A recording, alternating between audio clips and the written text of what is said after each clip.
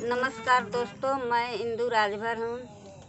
यदि मैं एक गीत गाने महंगाई पर जा रही हूँ, अच्छा लगे तो आप लोग कमेंट कीजिए, भरपूर दुलार प्यार आप लोग दीजिए ताकि जो हमारा भी चैनल आगे बढ़े, है ना।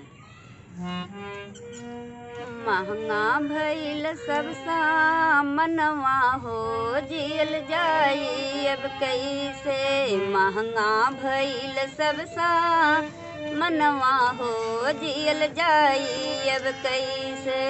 जियल जाई कैसे, जियल जाई कैसे, जियल जाई कैसे, जियल जाई कैसे। आफत में परल बापा रनवा हो, जियल जाई अब कैसे। आफत में परल बापा रनवा हो, जियल जाई अब कैसे। कहीं गेहूँ चावल धैल सर रहला बा, कहीं गेहूँ चावल धैल सर रहला बा।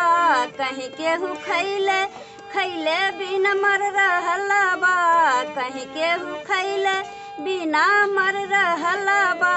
टूटल जात सब यारा मनवा हो, जियल जाई अब कैसे। टूटल जात सब यारा मनवा हो, जियल जाई अब कैसे। कहीं आवे बाढ़ कहीं सूखा परल बा, कहीं आवे बाढ़ कहीं सूखा परल बा। कौने कलमिया से भगिया लिखैल बा, कौने कलमिया से भगिया लिखैल बा। किस्मत के झंखे की सनवा हो, जियल जाई अब कैसे। किस्मत के झंखे की सनवा हो, जियल जाई अब कैसे। महंगा भइल सब मनवा हो, जियल जाई अब कैसे। महंगा भइल सब मनवा हो, जियल जाई अब कैसे। जियल जाई कैसे, जियल जाई कैसे। आफत में परल बापा रनवा हो, जियल जाई अब कैसे। आफत में परल बापा रनवा हो, जियल जाई अब कैसे।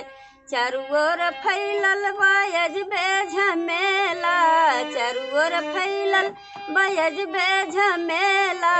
केहू गावे गीत केहू के असुआ बहेला, केहू गावे गीत केहू के असुआ बहेला। नेता लोग देखावे सपनवा हो, जियल जाई अब कैसे। नेता लोग देखावे सपनवा हो, जियल जाई अब कैसे। महंगा भइल सब मनवा हो, जियल जाई अब कैसे।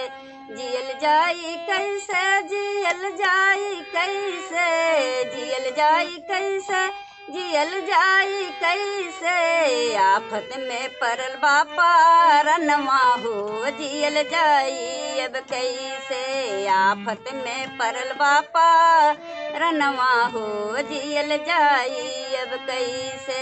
महंगा भइल सब मनवा हो, जियल जाई अब कैसे। महंगा भइल सब मनवा हो, जियल जाई अब कैसे।